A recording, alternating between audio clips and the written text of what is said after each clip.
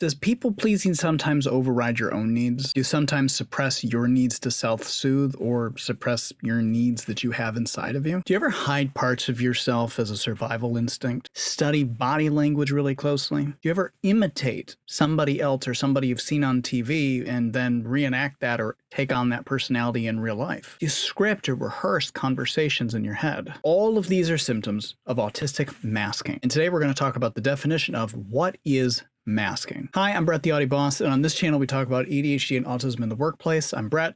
I'm an autistic manager with ADHD, and I have over 10 years of leadership training and experience. I talk a lot about autistic masking. The reason why I talk so much about masking is because for me, when I was looking at the autism traits and trying to understand if I was autistic as a late diagnosed individual, as soon as I understood the idea, the concept behind masking, the definition of masking, that was my big aha moment where I knew I was autistic. And it was from there I saw all the other traits of autism show up in my life, and it helped me find my way to a formal diagnosis of autism. I'd like to start with Dr. Anna Neff's definition of masking, which they write about in the Autistic Burnout Workbook.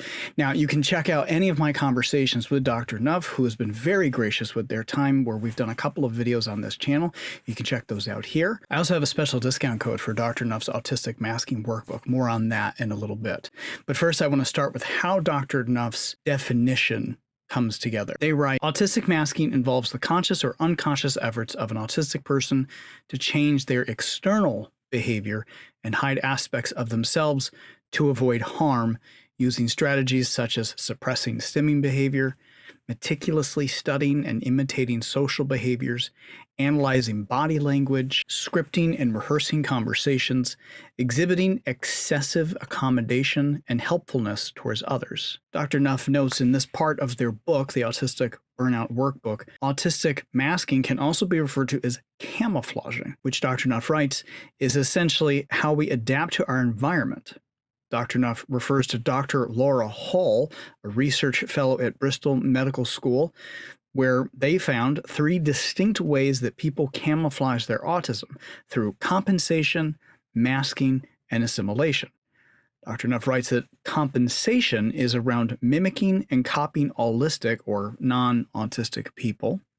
Masking is actively suppressing autistic traits. And assimilation is engaging in behaviors that don't come naturally and often cause significant discomfort. Now, there is a test you can take to learn more about masking, and you can find that test on embraceautism.com. It is called the CAT-Q. When I took this test originally on Embrace Autism's website, I scored very high in the masking department, almost to the point that when I had a friend fill out an autistic survey about me, they didn't see me masking at all. They saw the version of me masked, not the version of me I hoped they knew. So, with that in mind, how does Embrace Autism define masking? They start by talking a little bit more about camouflaging. They write, camouflaging is an evolutionary tool that we use to adapt to our environment. It provides us the ability to fit in with others and avoid ostracization by hiding the parts of ourselves that stand out. Socially, this may look like changing our behavior or vocal tone when we are working versus when we are with friends. Now, a lot of people will do this who are not neurodivergent. That is something that's quite common among people. People change different parts of themselves to fit in, but it's when more areas of that change within the individual that defines masking. Embrace Autism goes on to say about camouflaging. While camouflaging may also be common for neurotypicals and getting desired effects from social interactions, many autistic people feel camouflaging their autistic characteristics is necessary to gain more high-stake rewards, like getting qualifications and keeping stable employment. Consequently, this can also have damaging physical and emotional effects.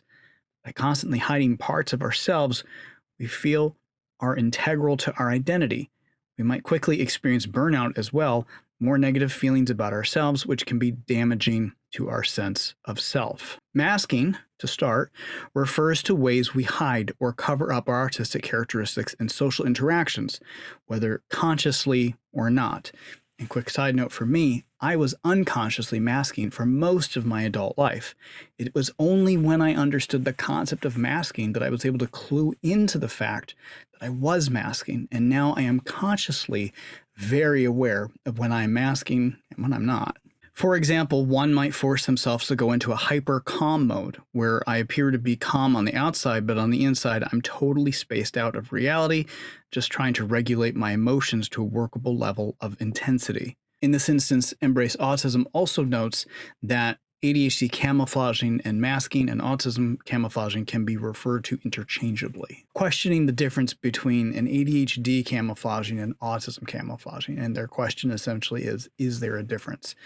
Embrace Autism goes on to say, there is a lack of research into ADHD masking compared to autistic masking. While there are obviously essential differences between these experiences, there are also many similarities in how and when autistics and ADHDs camouflage, including by suppressing our stimming in environments deemed unsafe, as well as masking outbursts of emotions. They write of compensation.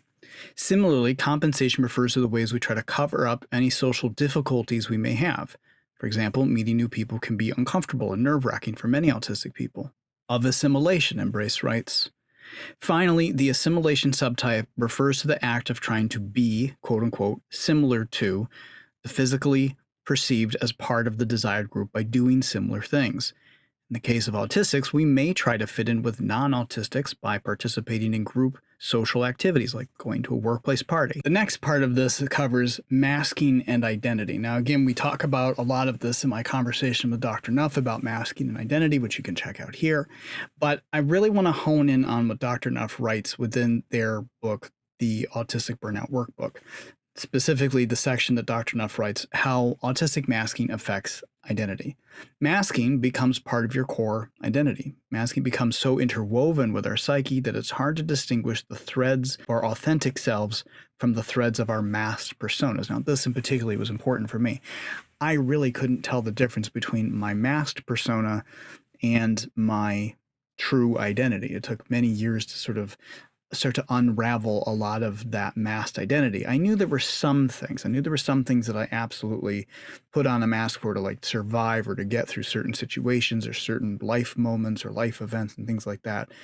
But I just felt that was this instinctive thing that I would do. I didn't really recognize why or how or what I was doing. It just was like this knee-jerk reaction, like this thing that just automatically happened.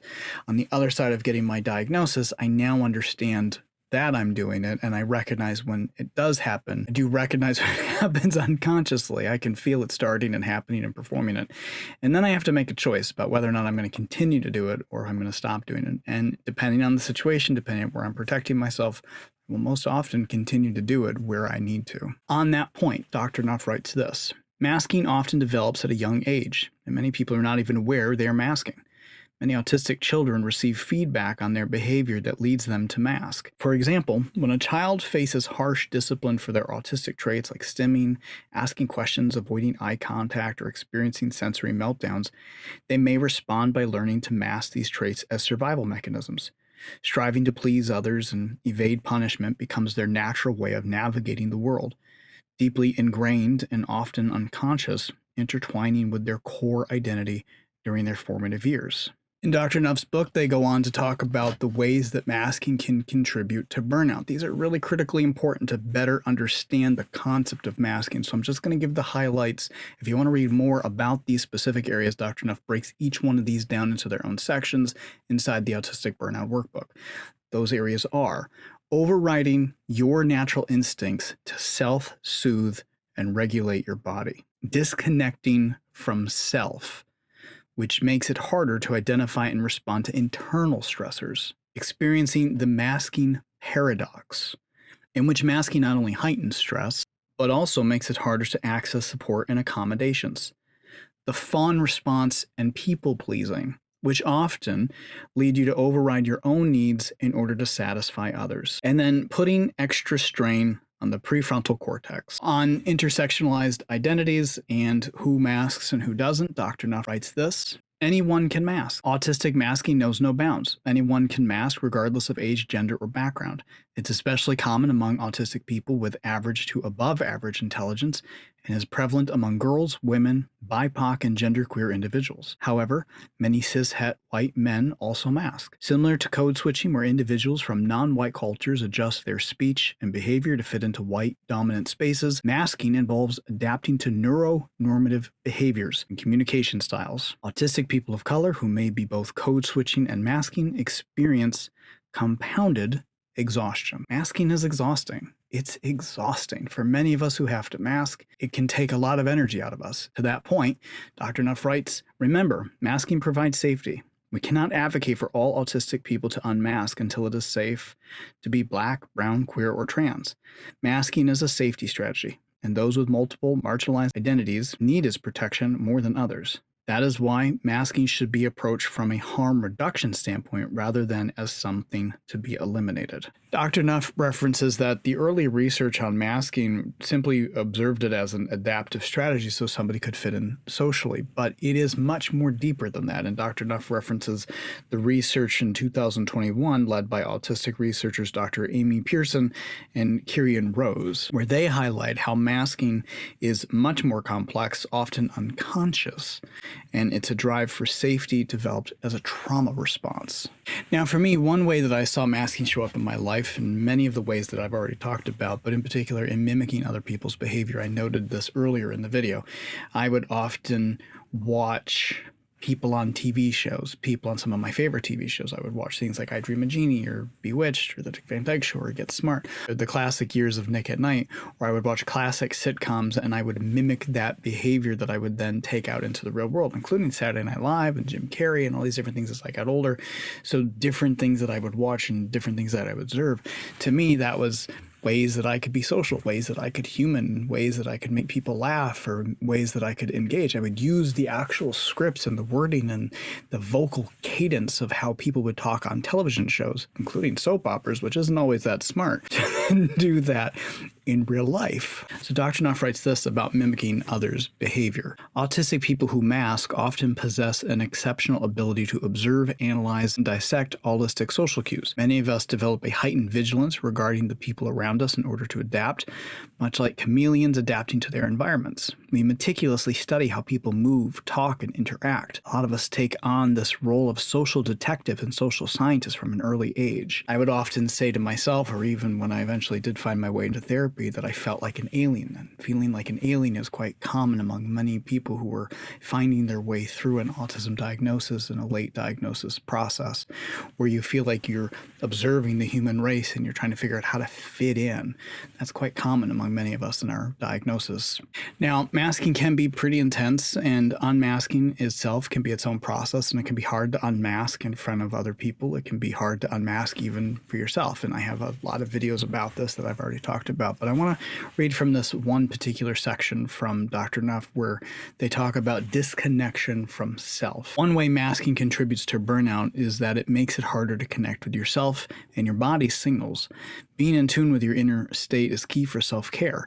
When you mask, a significant amount of energy is devoted to interpreting and responding to others' cues, as if you were developed a hypersensitive antenna for picking up on signals from those around you. This constant vigilance can disconnect you from your internal signals, needs, and experiences. This disconnection hinders your ability to self-regulate.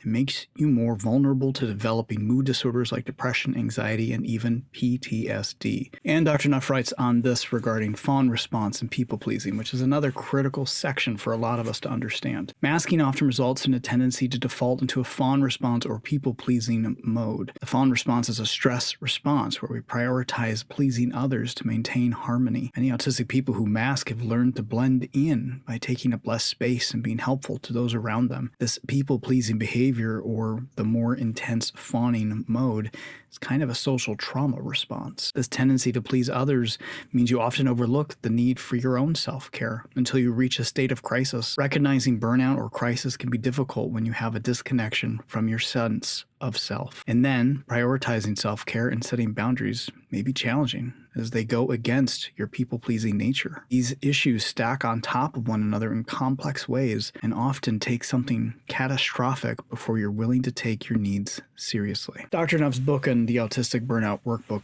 walks you through the process of how to go through each one of these. I'm reading selections from the chapter on masking, but there are exercises, there are workbook routines that help you go through and explore each one of these things that I'm reading from. There are solutions inside this book. Now, to that point, I have a special discount code, AuDBoss, all one word, that you can use on neurodivergentinsights.com for the Autistic Masking Workbook. And you can get that printer digitally through Dr. Neff's website, neurodivergentinsights.com.